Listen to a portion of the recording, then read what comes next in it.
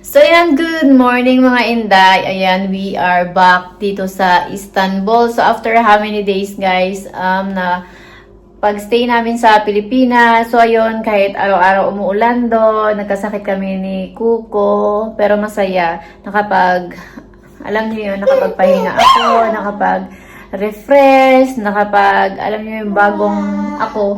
Kasi alam niyo yun, parang nakahinga ka ng maayos, nakapagpahinga ka ng bongga doon. Tapos araw-araw talaga yung hindi mo iisipin. Si Kuko kasi may nag-aalaga. Alam mo yung napifeel mo talaga yung yung Pilipinas na makakapagpahinga ka, makakatulog ka, makakalabas ka. Kasi alam mo yung may mapag-iiwanan ka ng batang makulit.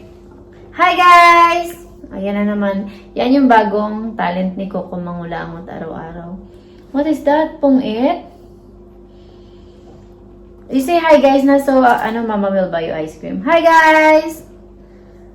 Hi guys! Mama will buy me ice cream. Hadi? No ice cream? Ay, grabe. Atake na yan,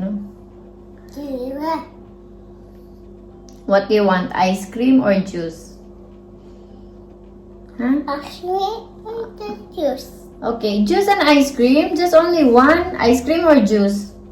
What do you want? What Asya want? Juice or ice cream?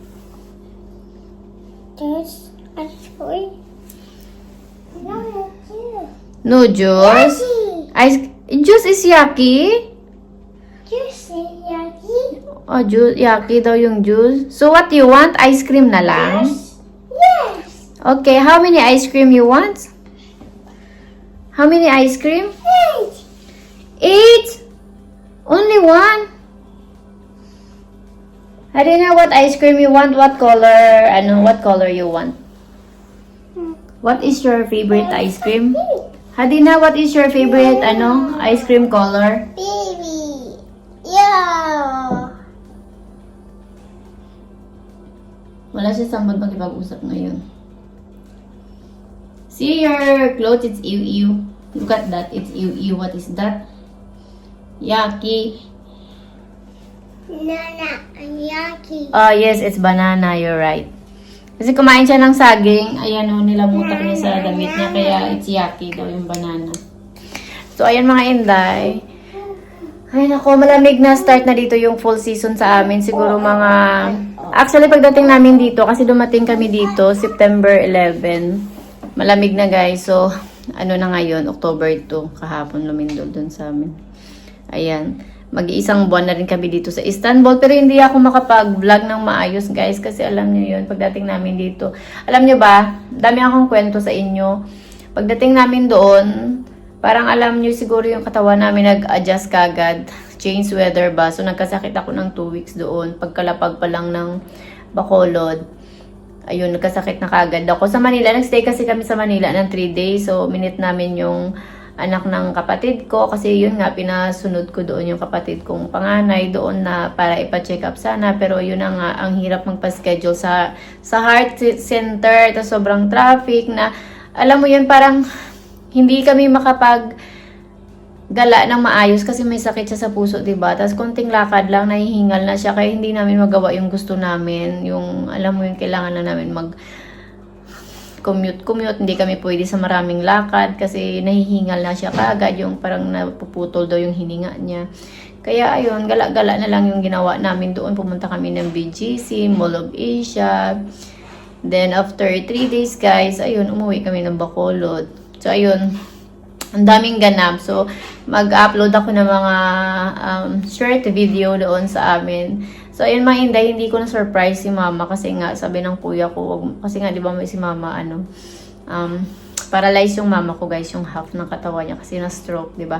So, sabi ng kuya ko, wag mo na lang i-surprise kasi, tawag dito, parang hindi okay yung pakiramdam ni Mama. Baka, alam niyo yun, yung mapano or mabigla or baka, yun nga, so, hindi na namin sinabi na, na hindi na namin sinurprise. So yung ano na lang, nung sa Manila na lang ako, binidyo call ko na lang siya nung nasa Manila na kami, nakasama ko yung kapatid ko, tapos nabigla din siya, tawa siya ng tawa. Natatawa kami sa reaksyon ng pamangkin ko kasi nung nakita niya yung panganay kong kapatid na kasama ko, sabi niya, bakit kamukha daw ng tita nila. Yung tita nila is which is yung panganay naming kapatid.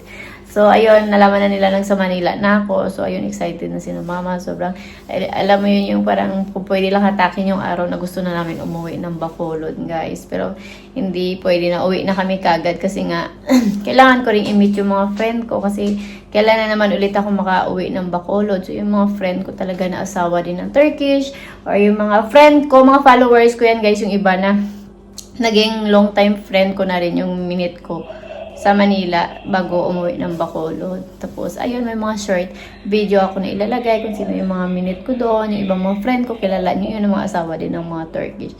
So, ayun mga Inday, mamaya na lang ulit ako magkwento kasi nga kailangan namin lumabas ni Kuko kasi nga today is Thursday. Alam nyo, may outdoor pasar dito sa amin every Thursday. So, kailangan ko bumili ng isda kasi namimiss kong kumain ng daing.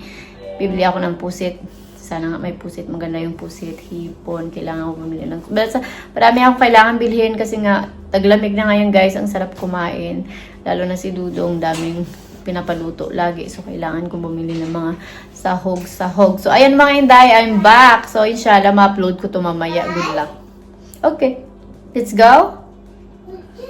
Si Coco madaldal na, guys. Pero alam niyo yun, masaya na ako kasi nakaka-construct na siya ng words talaga. So, alam niyo yun, kahit sinasabi ng pidya niya na hindi siya late speech, delay yung speech niya. Pero ako feeling ko delay yung speech ni Coco kasi sabi ng pidya niya, normal lang yun kasi ano siya, bilingual pa tawag doon. Dalawa yung language niya. So, ako lang yung kausap niya lagi, tapos ako-curious pa siya sa Turkish. So, it's normal daw na madidelay yung speech niya. Pero, para sa akin, delay yung speech ni Coco. Pero, 3-year-old na siya. Pero ngayon, guys, alam mo yun, ngayon ko nare-realize na, tama yung pidya niya na kailangan lang ni Coco is ma-expose. Alam nyo ba, nung umuwi kami sa Pilipinas, di ba kasi araw-araw maraming bata sa amin, marami nakikipag-uusap sa kanya na English. Sabi ko kasi sa kanila, pagkausap niyo si Coco, English nyo kayo, huwag kayo mag-Ilonggo. Alam niyo guys, ang laki talaga ng tulong ng bakasyon namin sa Pilipinas. Pagbalik namin, nagsasalita na talaga siya. Hindi man ganun ka-perfect. Pero alam niyo yun na nasasabi niya na yung gusto niyang sabihin. Nakikipag-usap na siya. Nakaka-construct na siya ng mahabang words. So, kahit yung baba niya tuwang-tuwa sa kanya. Tapos ano na siya, hindi siya bulol. As in, pag nagpo-pronounce siya, it's perfect talaga. Hadiga, you want to wear your bag? Yeah. Okay. Where's Meme? Say hi, guys. Hi, guys. Hadi na. Ang dumi ng kusina, guys. Di pa ako nakapaglinis, diba? Mas inuna ko yung pagbablog. Anong oras pa lang sa amin ngayon? Magti-10 pa lang. So, maaga kaming lalabas ngayon ni Coco para mamaya pagbalik. So, good morning mga Inday. Ayan mga Inday Badita. Nami-miss nyo ba yung intro ko na good morning mga Inday. So, ayan nga, yung nakaraan, nung nagbablog ako, naputol kasi na memory full ako. Kaya yun yung reason nung umuwi kami ng Pilipinas. Wala kaming gaanong video kasi nga kailangan ko magbura-bura-bura ng mga video ng mga ibang apps ko para makapag video ako doon. Kaya more on picture lang or mga small clips lang doon siguro yung may insert ko doon sa Pilipinas kasi alam niyo yun. Tapos hindi rin ako gaano nakakapag-vlog doon kasi nga pagdating pa lang namin doon, guys, nagkasakit kagad ako 2 weeks. Tapos nung pauwi na kami si Coco, nagkasakit din. Tapos ayun, araw-araw umuulan, sa bahay lang kami. Pero alam nyo yun, kahit sabihin man natin siguro na may space man yung phone ko, yung alam mo yun, pag doon ako sa Pilipinas, hindi ako nagsi-cellphone. Parang siguro namimiss ko yung pamilya ko, yung mama ko. Parang hindi ako gumagala, guys. Sa bahay lang ako.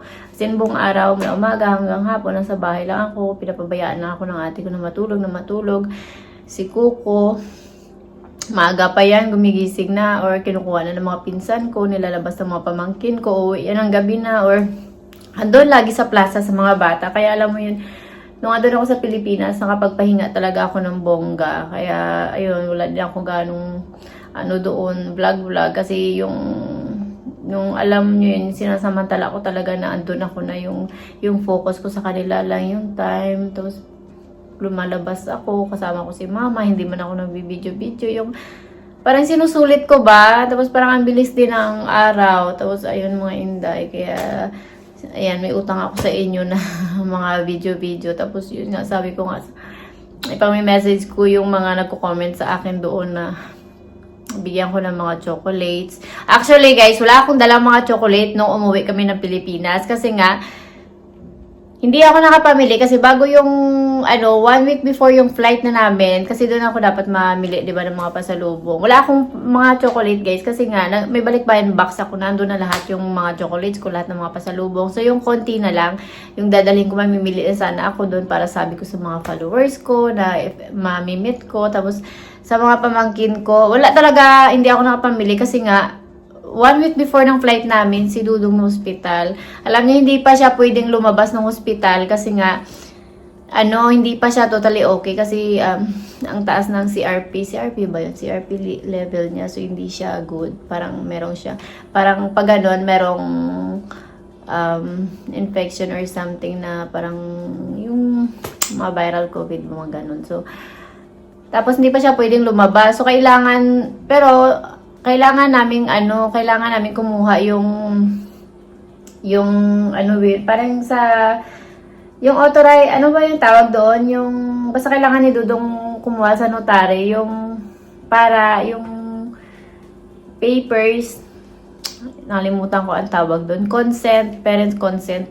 Kailangan kumuha noon sa notary ni Dudong para padala sa akin kasi hanapin daw yun sa immigration na kailangan permahan ni Dudong na nakanotary galing sa government nila.